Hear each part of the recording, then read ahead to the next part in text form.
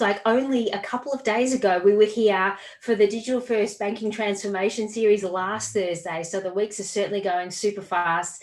Welcome everyone to our members and regulars as always, and to any of you who might be joining us for the first time or new to this community, welcome. It is so great to have you with us.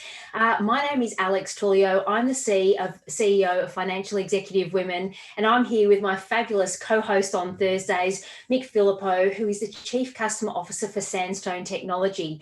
Now, together, we bring you the Digital First Banking Transformation series every Thursdays. And basically, this has come about because over the last, I say 6 months, I think it's now closer to 8 months, if you can believe it, Few has been showing up, interviewing and talking to a whole range of fantastic leaders. And of course, we ask our community, what do you want to know more about? What are the challenges? What's happening in your world? And Mick and I were chatting, weren't we, Mick? It was a few months ago now. And some of the theme that came up so often was, all around this theme of digital transformation. What does it mean? How do we navigate it as leaders? What's the different lens that we look at this through from a customer, a legacy system, compliance, product, you name it. And so that was basically the genesis for our Thursday series, where we talk to leaders, thought leaders, entrepreneurs, innovators who share their insights, wisdom and experiences with us. So very, very excited to be here with you today for another really entertaining and thought-provoking episode. Mick, great to be here with you. Let's take it away. Well, good afternoon, Alex. Good afternoon to all of our listeners, or good evening as well, and good morning. We know that you're listening from all around the globe. Yeah, very exciting. As you say, Alex, time does fly, I think, when you're having fun. Last week, of course, we had the opportunity to talk to the very impressive Bronwyn Yam from Tyro Payments. Before that, we obviously had Joseph Healy and also Violet Yu. So very impressive guests, where we're actually bringing all the big names in the industry, in the Australian market, as well as globally. We've got some very special guests coming up, none other than the Managing Director and the CEO of Bendigo and Adelaide Bank, Marnie Baker, in the coming weeks, as well as Martin Milicic, who's the country head for HSBC out in New Zealand. And today's very special guest, we're very excited to have this gentleman who has a very decorated career in both the European market as well as the Australian market. It's Lewis Uguina. Now, for those of you who don't know Lewis's background, I'll take a little bit of time and just walk you through his very decorated history before we throw and welcome to Lewis officially. So Lewis is the Chief Digital Officer and Chief Architect for Macquarie's Banking and Financial Services Group. He joined Macquarie in November 2014 and is responsible for leading the digital transformation and engineering team. Lewis has overseen the development and delivery of Macquarie's new digital banking offering, which launched in 2016. He's information technology and innovation executive who specialises in managing complex global technology projects and bringing digital innovation and creativity to large organisations. Lewis has led many global enterprise IT and innovation initiatives across major banking and financial services organisations, including major systems development and deployment, platform design, app design, mobility projects, and their development and commercialisation. Previously, Lewis was the head of technology and global head of remote channels and new digital business at BBVA, where he was responsible for developing the IT strategy for online channels and our online customer strategy. During his time at BBVA, he managed the development and delivery of the BBVA Compass and BBVA Spain mobile banking apps. Prior to this, he was the Global Mobility Director at Santander and Chief Innovation and Technology Officer at Bankinter. Please welcome Lewis, our very special audience and guest. Lewis, welcome. What a very decorated background you've had. Tell us, how did you actually even get into transformation originally? Thanks, Michael and Alex, for the opportunity of sharing, my background and my ideas with this incredible audience. So, look, something that is not in my LinkedIn is I started really, really young with computers. I started when I was 5, and then obviously when I was 5, the capabilities that you had and the opportunities that you had to access information and technology was not the same. Just to give you an idea, I started when I was 5 with my first Spectrum. That was 1 kilobyte of memory, and that was for me like, with this I'm going to change the world. So really, really soon, and this is the part that probably is not ever going to be in LinkedIn, I became a hacker when I was 9. I was probably the first hacker where the dad needed to be bringing into the hacker meetings, because obviously I was not able to drive or to take the public transport by myself. And then I started being a hacker, obviously not in the way that you can see hackers today. It's probably a more romantic approach of how to be a hacker. And everything ended when my parents realized what that, being a hacker was. So basically it was the fastest and shortest probably hacker career ever. And then since then, I have been always in the, I would say some people say it's in the dark side of the enterprise, right? And when I mean in the dark side of the enterprise, because my mission has been always to be this uncomfortable guy that is, putting the company in trouble. And when I mean in trouble is in a good trouble, making sure that I'm challenging the way we are working. So I have been working, as you have perfectly said, for more than 25 years in the financial industry. And the reason why I love the financial industry is, look, there is nothing more digital than a bank, right? So long time ago, we were moving coins and banknotes on the Pony Express, but it's no longer happening, right? So all the balance that you have, it's something that is basically a record on a database somewhere. Now in the public cloud, before on-prem, but somehow all the money that is being transferred every single night, they are massive amounts of bits and bytes. So from a conceptual point of view, a bank is a pure digital company. What happened is that we are usually wrapped by a large number of layers of regulation and more traditional culture and policies that were defined in 1970. So somehow we are like a diamond, a digital diamond, wrapped by coats and coats of, a little bit of old dust. So that's why I love working in the financial industry, because the opportunities to transform the way we do and the way we are delivering an incredible customer experience are unlimited. That's the reason why I'm passionate about doing what I do.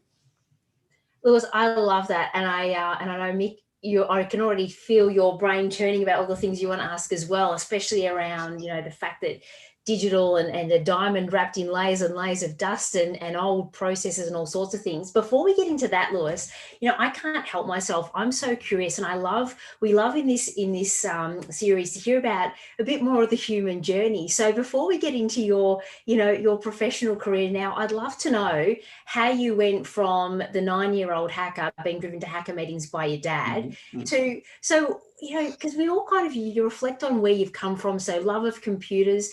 What was kind of the journey for you kind of with uni? Was it first job? Like, when did you actually discover financial services or banking as it was, where, at the start of your career? Yeah, that's a really good question, Alex. So as many things in my life was an accident, ending on a bank. So back in, I think that was like probably like the early 90s or late 80s, early 90s. Obviously, I had a past of being able to, understand the nitty-gritty of the different backend systems, right? As when I mean being a hacker is being an amateur hacker. And one of the things that happened was by the 90s, there was a very innovative bank in Spain called Bank Inter, that was where I was the chief technology officer for the innovation lab. That what they decided is, oh, look, we want to do some kind of financial aggregation in the country. And what happened was that obviously when they started to find people that was able to do that, was not very easy. I'm speaking about the 90s and being able to, I'm speaking about, in some cases, modem connectivity and something like that. So what they look in the market was for someone that was going to be able to somehow think laterally and not in the traditional approach. And then I was in the uni, and suddenly one day, one guy arrived with a perfect suit and a tie, and so something that you should expect from a banker, and then said, "Oh, we are looking for people that they need to change the world." And I said, "Wow, changing the world, that sounds like a super amazing to me." And then I went there, 18, 19 years old, And basically the situation was by that time, obviously no internet, no mobile. Many of the tests to be working on a bank was they are going to put you in a deadly boring room with a lot of tables and a lot of people, and you are going to be doing a logic test. And a logic test is what you should find what is now a program, right? So it's like you have one square with number 5, you have another square with number 7. So the flow is add a square the first square to the second one and put the result in a square C, right? So obviously this is a super easy one, but as soon as you are doing pages and pages, the things are getting complicated. So what happened was I was there with probably another 20, 30 people. So we had 1 hour, and obviously, being a developer since I was 6, 7 years old, for me was quite easy. So I finished my exam or my test in like 20 minutes. And I remember that when I gave the test to the HR people, what she told me is, oh, you need to wait 1 hour because the duration of the exam is 1 hour. And I said, okay, I will wait 1 hour here. Remember, no mobile phones, no anything, that I was just looking at the ceiling for 40 minutes.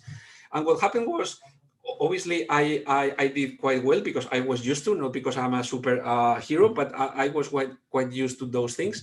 And what happened is when I arrived home, my mom told me, oh, this person from the bank called you, and long story short, what they told me is, oh, you have finished apparently in 20 minutes and you had a score of 99.7 out of 100, right? So it's like, we want you to be working with us. And that's why, from having like this romantic idea of I want to be a hacker, I ended in working in a bank, right? That is quite like probably the other side of the spectrum.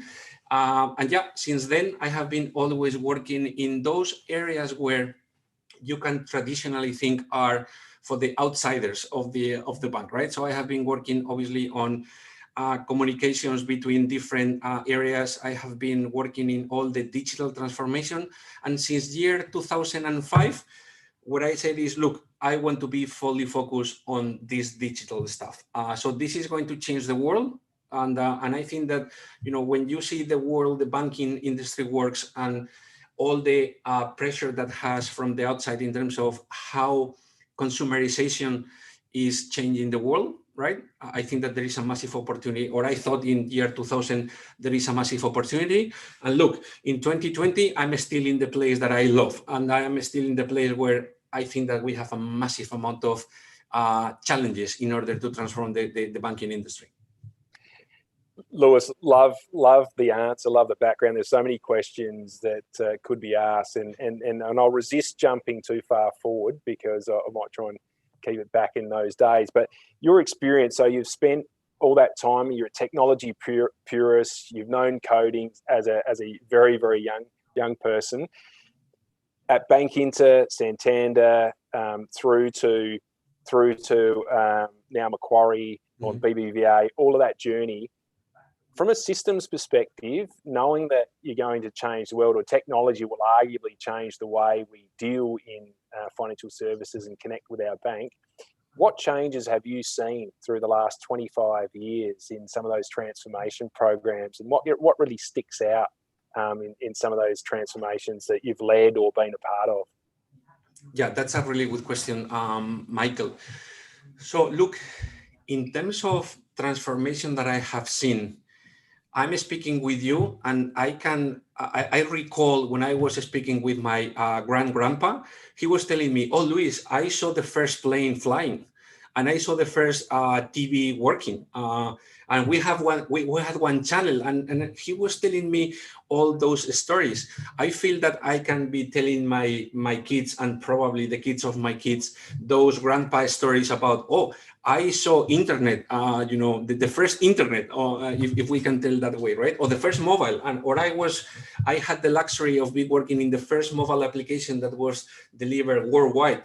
So look, I think that in terms of backend or systems transformation, we have been all experiencing the most amazing transformation that is not only coming from internet or social media or the cloud or any of those things. So what I think is, since probably year 2000, what has happening is that every single new change or revolution in the way technology is working is just basically increasing the speed at an exponential way, right? So it's not a linear increase that, oh, internet and then mobile and then the cloud and social media and blah, blah, blah. So it's something that every single change, because it's, putting on top of the existing ones, is giving a massive speed in terms of execution change.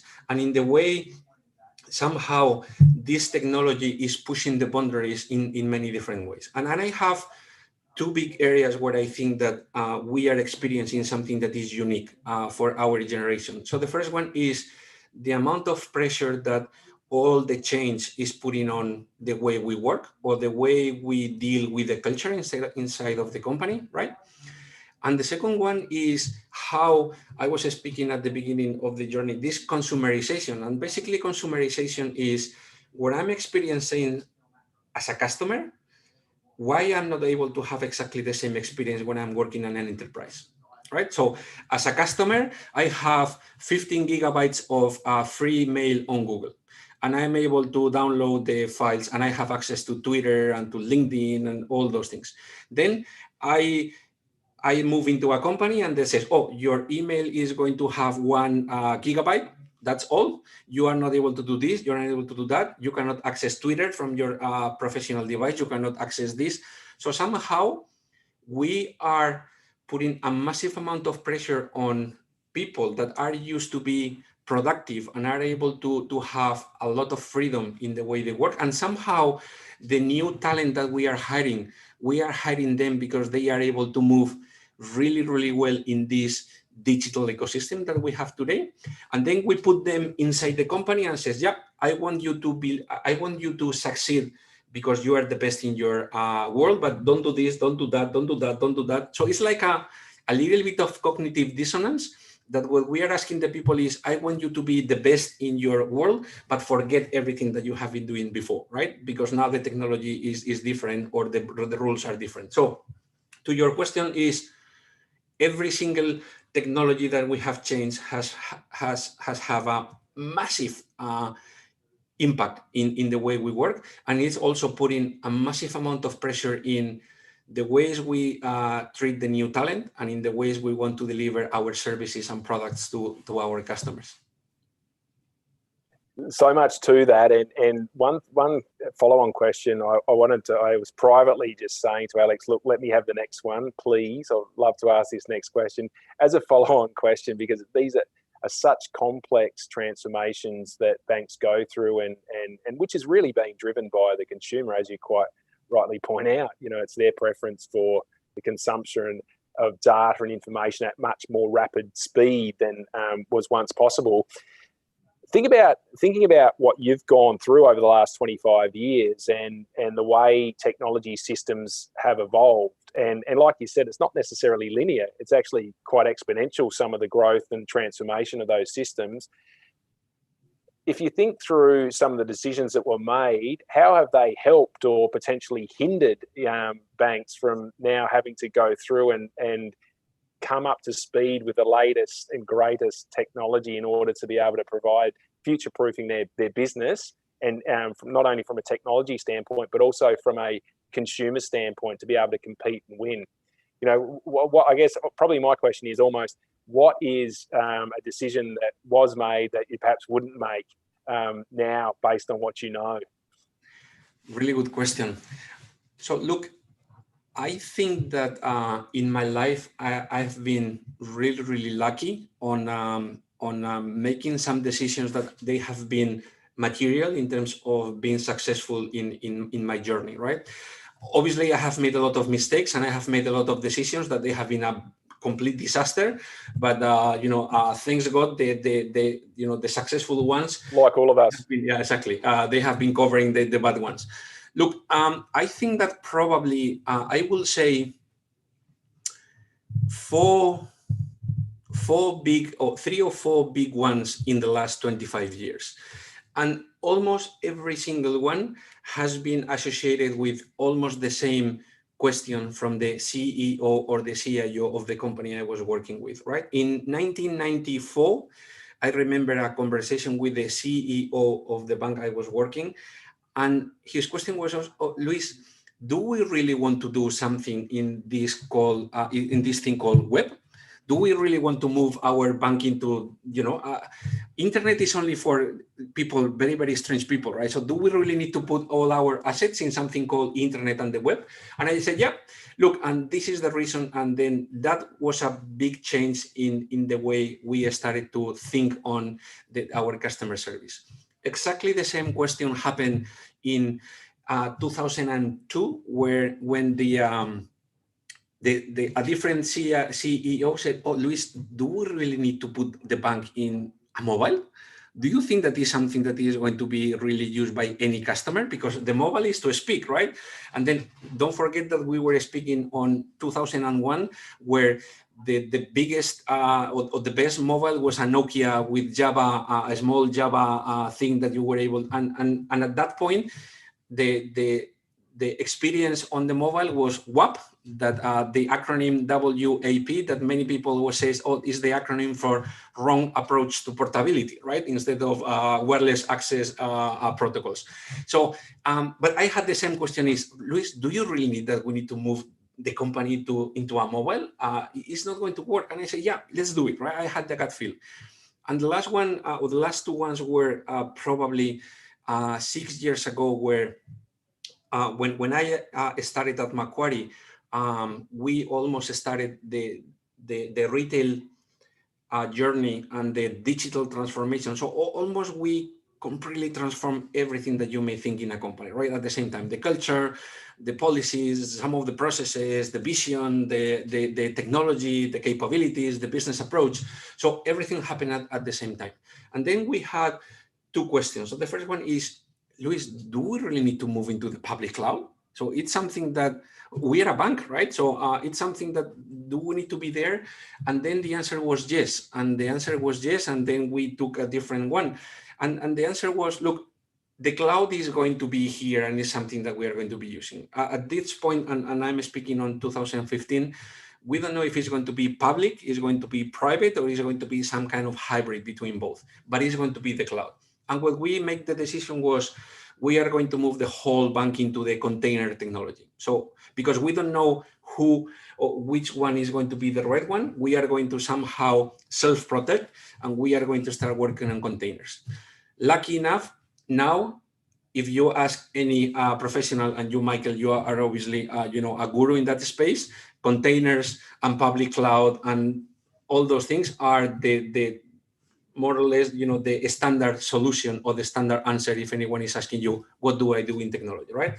So somehow I have been lucky enough to be in those situations, or in the perfect place at the perfect moment, just to be living the transformation and being part of the journey, right? Or being part of the transformation, not only watching from the outside and saying, oh, it's amazing what's happening. I have been part of, at a small scale, of all those changes. Well, it's so interesting hearing you talk about that, because, you say, yes, lucky, and you're right place, right time, but there's a lot of vision there and conviction. When you're being asked those questions, just those examples you gave us, you've got to back yourself to say, yes, this is the right call. And sometimes it's not. I mean, that's being in business. And you mentioned also earlier, which I want to go back to now, about, the human element. So you're sort of talking about, we're recruiting these young, talented people who can move super fast, and then we're bringing them and constraining them in a way into kind of old kind of bureaucracies and norms and slowing people down. And, I love to talk about the human lens of here we're talking about digital transformation, but for our community here, they're leaders of teams, they're emerging leaders, they're C-suite, they're everything in between. And this is very real, isn't it? Because whether you're looking at digital transformation or just a leader in a different part of the organization, how do you bring people along? And it sounds like, you've got this picture in your head, you can see what the next thing is or what needs to be done. But, we all know that if you just go and do without getting everyone along the journey with you, you can be 100% right, but it won't happen, because like you said, it's cultural, it's systems, it's processes, it's hiring, it's skill, it's consumer, it's product, it's everything. So how do How have you, and I guess as you know, as a really experienced leader, how do you get that hearts and minds and get your teams and people to buy into the vision that you so clearly see? Yeah. So look, I have my recipe, so it doesn't mean that it's going to work for everyone, but it has been working for me for a long, long time. And to be honest, I have learned this the hard way, right? So it's basically hitting the rocks and hitting the same stone several times. So look, in order to make in order to transform a company, or in order to make sure that you can deliver whatever vision or whatever idea you have nowadays, you have three main areas of action, right? And in order of importance, number one is people. So it's the most important one: people, talent, and the way you are managing the teams. Second is processes, and the third one is technology, right? So platforms in general. And think on a stack where at the bottom you have the technology, then you have the processes, and then you have the people on top, right? And the reason why I see this way is, look, 99% of the processes and policies that we have, especially in the banking industry, are coming from 1965 or 1970 or 1980, right? In an age, is almost like the ice age, where you didn't have internet, you didn't have mobile, you didn't have the cloud. So no one of the existing technologies that are able to unlock what we want to do today with the customers, and somehow this experience that we want to really create, they didn't exist, right? So don't forget that probably in 1990, if you were speaking with anyone about how is the future in year 2000, everyone was thinking, oh, we will be dressed on foil suits, and we will be flying over the cities, right? So, and look, in 2020, the people still are wearing a normal suit, no foil suit, right? So what I mean is, predicting the future is bloody complicated. But the idea is, think that 90% of the policies and rules that you have in every single industry are based on when we thought that in year 2000 we will be flying over the cities with a car, right? So what that means is, you cannot change the policies and you cannot change the processes if you don't have the proper technology. That's why, for me, technology is not the most important thing, but is the base of the pyramid, right? So you need to have the proper technology, and when you have the proper technology, you can start thinking on, oh, because now I have public cloud, I'm going to do this. Because now I have a mobile device that can connect to the backend system, I will allow the people to be doing approvals on the go. Right? So something that obviously in 1970, no one was thinking, oh, while you are on holidays, you will be able to approve someone to be onboarded on the company. Basically, it was not happening. And the things needs to wait because you were on holiday. So all those things are unlocked by technology. And then when you have a new set of rules, policies, etc., you need the people to implement them. Right? So all the policies are not something, they are not mushrooms that they appear on the ground and suddenly, happen, right? So the policies are something that needs to be understood by a human being. And then this human being needs to be able to, to apply all the capabilities in order to make things happen. So this is the basic pyramid that I have been using all my life. And then because the people are on top of the pyramid, and to me is somehow is the most important part of the whole shape, is where the most important thing to speak with people or to do with people is, you need to be doing something that is very easy, in my opinion, but very complicated to do. And is, you need to be completely transparent, and you need to be always sharing the vision and the mission. And why is this so important? Because look, if you see the people that you have in your company, and any company in the world, so companies, we usually have super strict and well done onboarding processes. And when we are hiring people, we are not hiring the first person that we see on the street, right? Especially Australia is a place with background checks and with all the rules and processes that we have a beautiful and powerful hiring process. So what that means is that we should be in a model where 99.9% of the people that we have in the company are really good people and really talented people. What happened is, especially nowadays where we have multiplied the speed by 100, all those people that are super smart are facing probably crossroads or philosophical questions or strategic questions every single day, right? Should I take, so when you arrive into the crossroad is, should I do this or should I do that? Do I take the right road or the left road? And what happened is, at that time, the only thing that is going to help them to make the right decision is they exactly know what's the vision, what's the strategy, and what is the mission of the company, right? So that's why in my particular case, what I'm doing is every single week, I have a strategic session through Zoom with all the team saying, this is what we did in the last couple of weeks. This is what we are going to be doing. This is the mission. This is the vision. This is what is important. And look, let me know if you need help. And then when all those super talented and smart people reach into the crossroads, says, oh, this is the mission of the company. This is what is important. And usually, obviously, you can have you can make a mistake, but usually they take the right direction. So what I have found is just by sharing the values of the company, what's important and what needs to be done, or why we are working here every single day, it's something that is unlocking an incredible capacity on the team and an incredible speed. Because don't forget that we are working with really talented people. We are not working with kids that they need to be somehow guide for every single thing. We are working with smart people that they are able to fly alone most of the times. I love that. And it's so important, isn't it? Because, it's kind of the heart of any, as you say, any company, any business in the world. And like you say there, it's simple to say, but it's complex to do, because this is the role of leadership. It's, just in your description there, we're talking about communication and transparency and values alignment and passion and trust. And actually, and I know it kind of sounds obvious, but you've talked quite a few times already, Lewis, about, these are super talented people. So, and you're saying, so let's not forget that we recruited them for a reason. Let's not suddenly then constrain them, like you were saying earlier. I just have a kind of a quick follow-up, because I'm really interested, because everything we're talking about adds up to the culture of an organization and what you can achieve and what you can achieve together.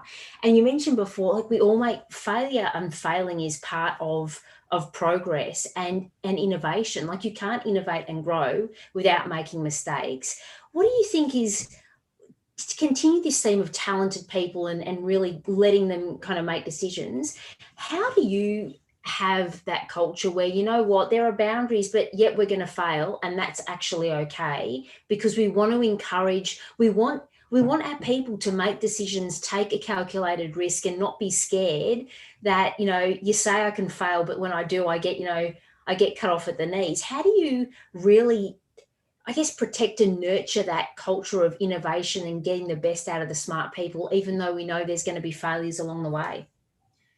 Really good question, Alex. So, look, I have all my life trying to do or leading by example, right? So I'll give you a couple of actions that I usually do when I'm working with the team that somehow are giving them this safety net or this psychological safety in terms of I can fail, right? So one of the things that I do every single year is we have our appraisal moment when we are telling everyone, this is your rating and you have been doing well here and not well here, etc. Right? So one of the things that I do every single year is I share my appraisal with the team, right? So in a public way, what I do is I remove all the things that are the things that I'm doing super well. And then I get my, on a PDF, all the things that people are telling me, all my peers or my boss or the CEO of the company are telling me, Luis, look, this should be improved, right? And some of them are really harsh, right? Because sometimes they are telling you they are sugarcoating the things. And some of the times is, Luis, you have been a bloody disaster on this, that, right? And what I do is I transparently share this with my team. And what I say is, look, I know that I have a lot of superpowers. but I have also a lot of weaknesses, right? And then this is the feedback that I have received from not only from people, from the team, but also from my peers and my bosses. And I just share on the social network that we have internally, right? So what I mean is, because I am the boss, I'm not Superman, right? I have my weaknesses, and I have my moments where I'm not doing well, and so somehow what I'm doing is I expose my vulnerabilities with the rest of the team. So what I'm saying is, look, I'm not perfect. I'm not expecting that anyone is perfect. This is one, right? The second one is, especially in this COVID-19, in this zombie apocalypse that we have been living over the last few months, is I have been really transparent with the team about this is how I feel, right? So look, one of the things that I decided, like probably was in June, end of May, June, was I was planning to go this year with my family to New York. Obviously, going to New York is not the best idea. Probably is not going to be the best idea in a few months, right? So what I decided is I'm going to take all my holidays, and I'm going to be being out of the office every single Friday until December. So what I'm going to do is from May to December, with all the holidays that I had, plus the holidays that I bought thinking on a beautiful trip with my family to United States, I'm going to take 3 days weekend until the end of the year.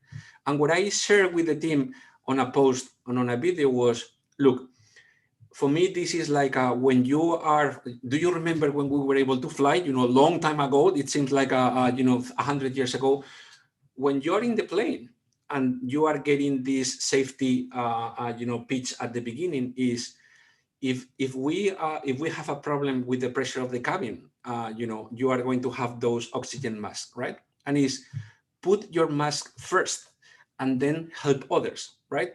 If you don't put your mask, you cannot help others. So somehow what I share with the team is, look, I need to put the oxygen mask now, because otherwise I will not be able to help the team. So I have a massive amount of pressure in terms of people and projects and problems and issues. And so look, if I'm not able to survive the zombie apocalypse, how am I going to help anyone to survive, right?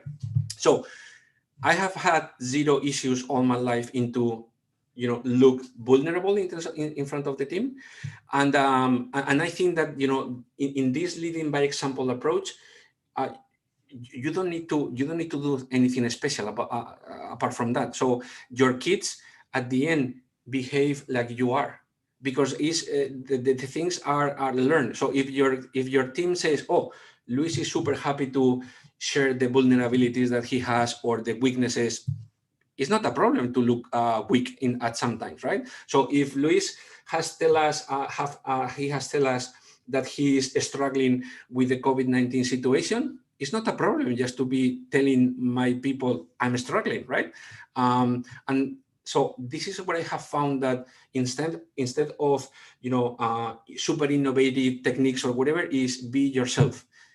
If you're struggling, tell the people. If you are not perfect in something, tell the people. When you have made a mistake, tell the people. And this is something that in my case has been working for 25 years. Well done, Lewis. And I think there's great strength in being vulnerable, and that gives people a lot of confidence to be able to expose their weaknesses and vulnerabilities as well. And obviously that's working. So well done on sharing that insight. I think I'll take away a learning from that. Lewis, I've got a technical question, because it's I think it's such a privilege to have someone with such a deep technical expertise as you have.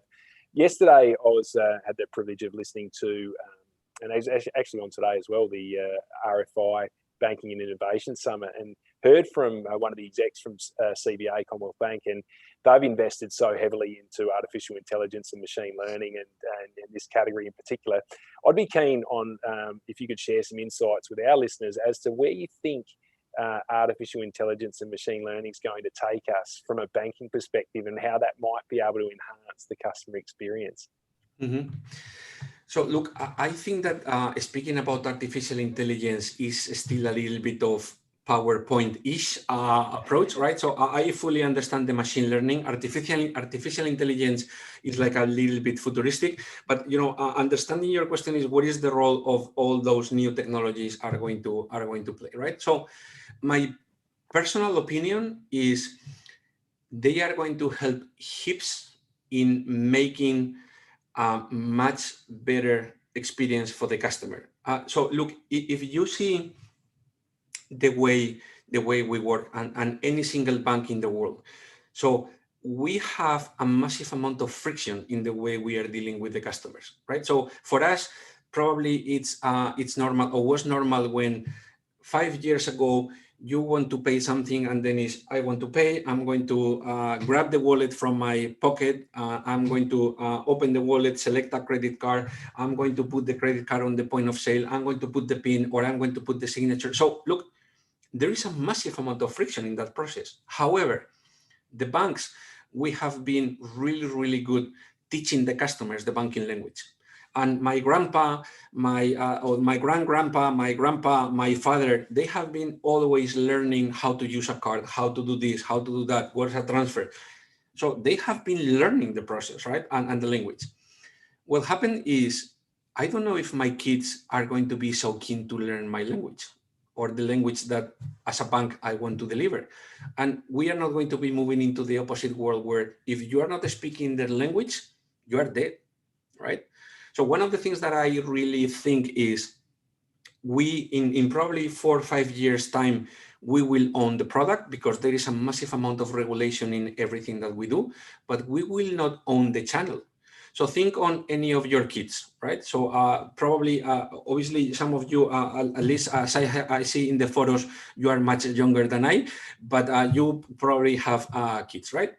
So look, the life of a kid today with the mobile and the social media and Instagram and TikTok or whatever. So they are able to do 99% of the things that they need to do through a single or a couple of apps, and they feel really, really comfortable. But however, if they need to send $10 to do a party, they need to completely exit that world that they feel super comfortable, and they need to move into a bank, and they need to start dealing with things like what is your BSB and account number? Look, that's crazy. So it makes no sense that we are in this situation where at the end we are having this kind of somehow misalignments between the experiences, right? So what I think is, the future of the banking industry is when we will be able to do our transactions directly on TikTok or whatever is the model, right? So what happened in the meanwhile? In the meanwhile, I think that this artificial intelligence and machine learning is going to help a lot to improve the customer experience, right? So we have two main uses of machine learning and artificial intelligence. One is obviously to increase our business capabilities. I'm going to be able to sell better products, or I'm going to be able to understand if there is a risk of a client with a home loan leaving the bank, because I will be able to somehow connect the dots in some way. But what I think that customer experience or the machine learning is going to be revolutionary is in being able to understand the way you behave. And understand the way you behave is, even today, how many times you have been traveling, and somehow your bank has blocked your card as soon as you arrive into the destination, right? And if you think how is possible that, I bought the flight ticket with my credit card, by the way, the same card that I am using in the destination, and the bank is not able to connect the dots. I'm not speaking about machine learning or artificial intelligence. I'm speaking about connecting two simple dots, right? So imagine when, instead of connecting the dots, I'm able to somehow understand your behavior, and I'm able to understand that every single summer you are going to Bali on holidays. So I'm able to predict that, because I'm expecting that you will be able to go to Bali. I'm going to prepare the backend systems and everything that is going to provide you with an amazing experience. And stupid things like, I'll give you an example. So let's say that you are in Bali and you have a problem, you need to speak with the bank. I can tell you that regardless the bank, every single number that you will find on the website. To call the contact center is going to be a 1-300. What that means is in Bali is completely useless. So you cannot do anything with a 300 in Bali, right? So shouldn't be great that because I know that you are going to be traveling to Bali, as soon as you access your mobile app or your website, all the numbers are going to be +61, whatever, or just because I detect that you are connecting from a foreign country. So all those things that are, look, it's common sense. We are not speaking about science fiction, right? But they are not happening. And what I think is machine learning and artificial intelligence are going to smooth the customer journey. And when dealing with the bank, is like everything works, seamlessly. I'm in Australia, I will have 1-300s. I'm outside Australia, +61. I'm traveling, you are not going to block my card because some process or algorithm knows that I'm traveling because I bought a plane ticket, or because I have been in Bali the last 3 years on a row. I fully understand that it's you and not a fraudster. So all those things I think that are going to change dramatically the way we interact with the bank, and especially with new generations. So much to say on that. I'm conscious that time's fast creeping up on us in terms of the close of the show. I've got one more very quick question to ask before we jump into Alex's Fast 10. Fast forward 5 years' time. Paint us the picture in 30 seconds. What is it going to look like for the young children of today when they are going onto their mobile phone to open up a bank account? How will that work today? How can you see that?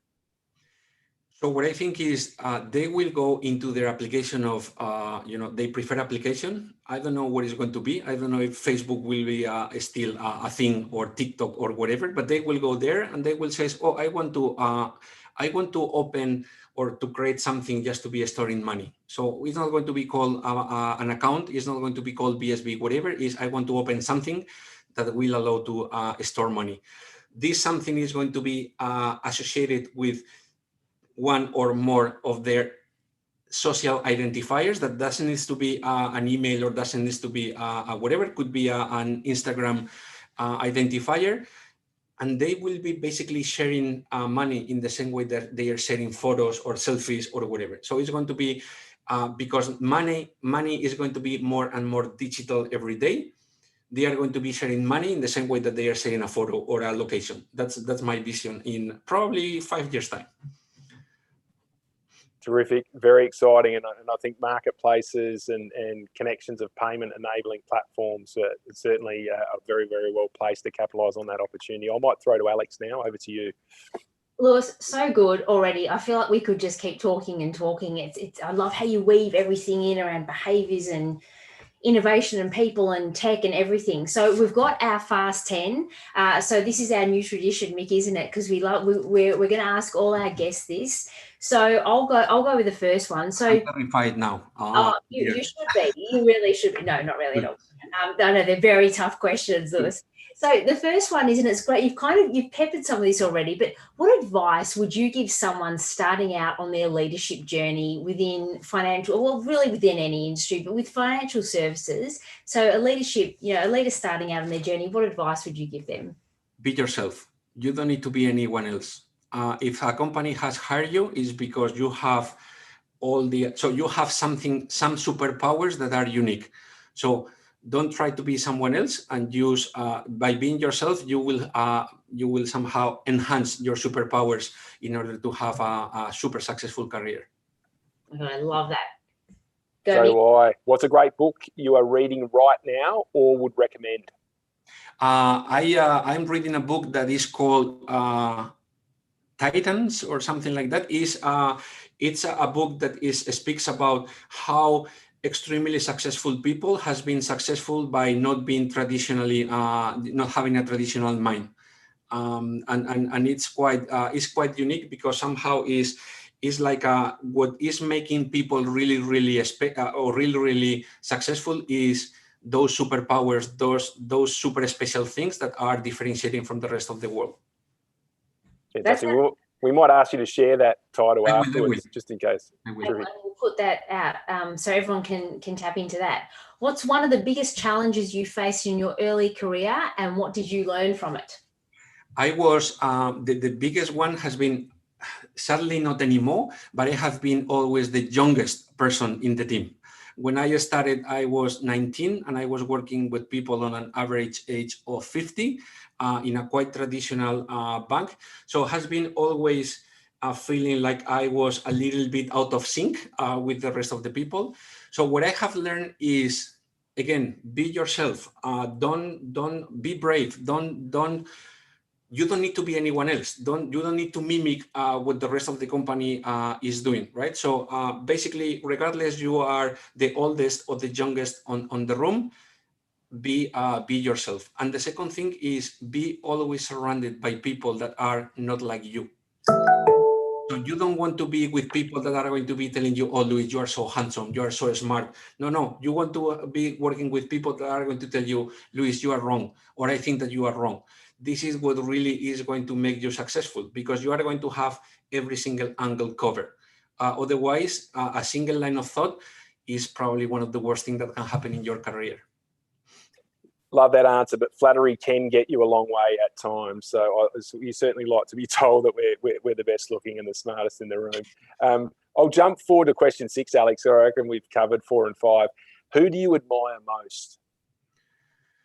Well, I will say, but probably you are going to say, oh, it's the typical one, is my parents. So obviously rising to people in Spain through quite complicated years was quite unique. And also some of the things that they gave me is all the room to be the person that I am today in terms of, so imagine a person, a child of 6-7 years old all the day in a room with a computer. I remember that when I was naughty or I was doing not well, my mom was saying, oh, now you need to go to play with your friends in the street instead of staying with the computer. And they said like, oh, no, please, I want to be here, right? So I think that, you know, the kind of person that I am and somehow the capabilities that I have or my behavior has been heavily impacted by what I have seen on my family. And this is something that probably is quite unique and cannot be learned. So the way I always say that if you have the ROM and the RAM in terms of the, the computer,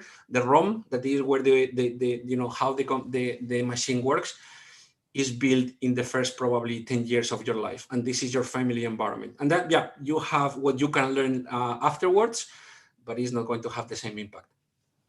I love that. And you're right, it's what we see in role model. You've touched on this a bit, Luis, but what do you see as the biggest obstacle for progress? I will say is, being comfortable with the myths and the tales that happen in our society, right? So how many times you are told, oh, you cannot do this, or we tried this in the last 30 years and didn't work, or no, we don't work that way. Or so how many times we are basically getting comfortable with someone telling us, this is the way we work, right? And you are not asking why. So I think that one of the most powerful ways of transforming the company is asking why. Why is this happening? Why are you telling me? Why you don't want to test whatever? And then probably 70% of the times you have the right answer. Another 30 is, I think that you are not, you are not basing your answer in anything that makes sense. So I think that not being an uncomfortable person asking why every time that you feel that this is not the right answer.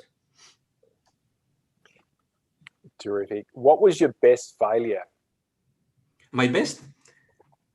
Failure. Oof, I have so many. Probably I can write a book on the things that I have done badly.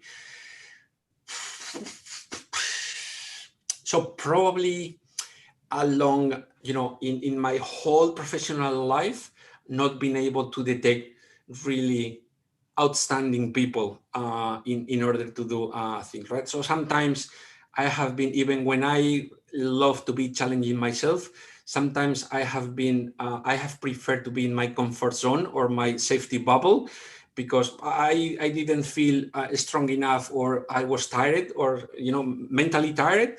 So not having enough courage to say, look, I'm going to be giving the opportunity to these people, because probably because I says, oh, I'm so tired, or I'm so mentally tired that, I don't have enough energy just to be fighting every day, right? So all the things that I told you about, hire uncomfortable people, be surrounded. Sometimes I have not been following my own, theories. And probably this is one of my biggest regrets with a couple of people in my life, probably. And you're right, we learn, and I think that's a perfect segue to what we'll round out with the final question, Lewis, which is, how do you find balance to energize yourself? And you've already talked about, vulnerability and booking in your Fridays off because you need to put, your mask on first. And I think what you've just said, then you're right, you can't see the possibility and the opportunity and be a great leader if you're mentally exhausted. And so is there anything else aside from having your Fridays off? How else do you keep yourself energized and balanced and get what you need to be the best version of you? Something that really works for me is I have my daily agenda in terms of the what I want to achieve, right? So what I do is daily, usually the day before, I have my plans for tomorrow, and I have my own agenda. That obviously I have my professional agenda, but I have my goals for the day. And what I do is, by the end of the day, every single day, I take probably 10 to 15 minutes to reflect on the day and to learn about the things that are not working. So obviously, every single day, I started with, when I started doing this 25 years ago, I had a massive amount of optimism in the things that I can do daily. And then during 25 years, I'm learning a lot about myself and the companies that I'm working, etc. And then I'm less optimistic and more pragmatic probably today. But somehow, this is giving me like a fresh start every day, right? So obviously I try to sleep as much as possible, probably not more than 6 hours per day. But for me, having this moment in the night when my family is sleeping, where I have, okay, so this is what I thought that I was going to do, this is what I was able to do, is like doing an X-ray analysis of myself, my capabilities. And this is also giving me a really good feedback on next time, don't make the same failure, right? Next time, don't do this. Next time, don't waste your time on something that is completely irrelevant. Next time. And this constant evolution is taking me energized, because what I feel is that every single day, I'm a little bit better. So sometimes it's 1 millimeter, sometimes it's 2 millimeters, but I haven't been in the situation of, for 1 week on a row, or for 6-7 days on a row, I haven't been able to progress. And for me, this personal, I'm proud of being a little bit better every day. For me, this is what is really charging my battery every single day. So good.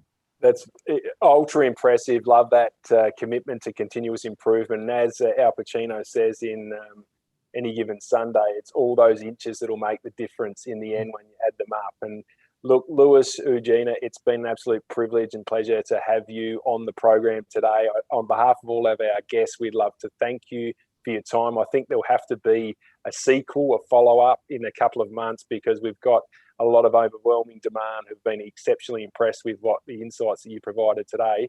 And on behalf of, I guess, to all of our listeners, thank you very much for listening in. We look forward to catching up with you next Thursday. We'll have another very special guest, and we'll send out the teasers during the week.